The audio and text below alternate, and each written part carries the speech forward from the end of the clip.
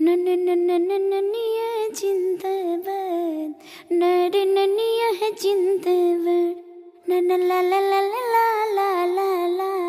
धर धर के वर्ष चल चल भैया बोली ला। अरे छोड़ छोड़ ओहो चलते न बने आदिशक्ति फिल्म्स नकारी बरिया रे जी तू रब पिचकारी जी के जाल फेकम रउआ के तन न फंसे ये बरारी जी ए महंगा पलहंगा न लटाई घाटा लग जाई भाव उचित बताई छौ बहनी कराई ताजतन रुपया कहबू तोहके ओतने रुपया दे सुन साली हो अब हवा ऐसे पसेरी 2 रुपया हो 2 रुपया 2 रुपया हो 2 रुपया चोली रंगाई दह 2 रुपया हो चोली रंगाई दह 2 रुपया हो साया रंगाई पौने 2 रुपया चोली रंगाई दह 2 रुपया रे साया रंगाई पौने 2 रुपया आए विवेक जी तनी बेंजू पेरी तो जो खपे चुकारी हिया से खोदी जन पतना जनवा जाइया जे जागे कि जाना वहाँ जाइया जे जागे तो हटे दोसरा के धनवा जनवा वहाँ जाइया जे जागे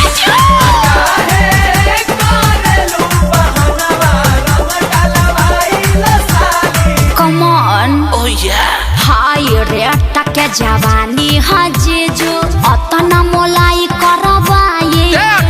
हजारा 2000 तक कुछाओ नइखे लाखों में हम बतियाए ना अरे नहीं करो ना रंग सरे ई तो होली के भेकसी नहीं उड़ी बाबा रंग सरे ई तो खपेरा मसी नहीं दोसर दुआर जाके देखी ओनिया रंग फेंकी छिट्टा माल ना भेटाई अरे कहता आधा काठा लिख दे हबखे अरे पूरा लिख दे बाकी डालब भर पे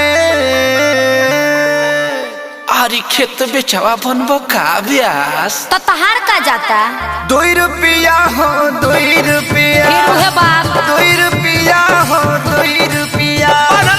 चोली रंगाई दे हो 2 रुपया हो No. चोली रंगाई दे हो 2 रुपया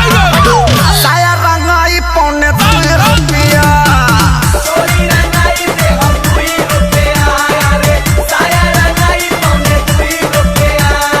अरे जीजा जी हरा सोहरा है बारी सबके खजाना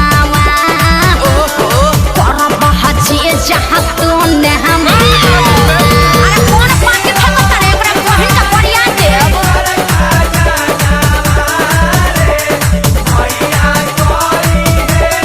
अरे पंजर के सार का हो बिना सिक के झाड़ू सुन ले बानी बिगहा के बिगहा राउर जोत जोताला जी बजट कुछाऊ बढ़ाई जीजा तबे रंगाई उच खाला जी खाली पैसा पैसा तू कइले बारू सुन साली हमारा अभिले ना कुछ रंगवइले बारू साली हमारा कोई किस्म से नाच खइले घेरा पैबा लोग अखिलेश खेसारी न पोल्हाई आकाश श्याम के बोलाई रंगाई आई हर तबला लगा गुरु का मजा दिहन अरे जुगु जुगु जिया साली लाख बारी आहोली खेले गइलू सी आये जीजा जी खूब जियत रही अपने ढारत रही अपने पियत रही तहार के पी है 10 टकियावा दी ना बाल्टन के आओ अभा 2 रुपया हो दे हम 2 रुपया 2 रुपया हो दे हम 2 हाँ रुपया तो वो दे ये दे चोली रंगाई दे हम 2 रुपया हो चोली रंगाई दे हम 2 रुपया हो साया रंगाई पौने 2 रुपया कौन फेंकता रे अपना बहिनिया को फेंकत तो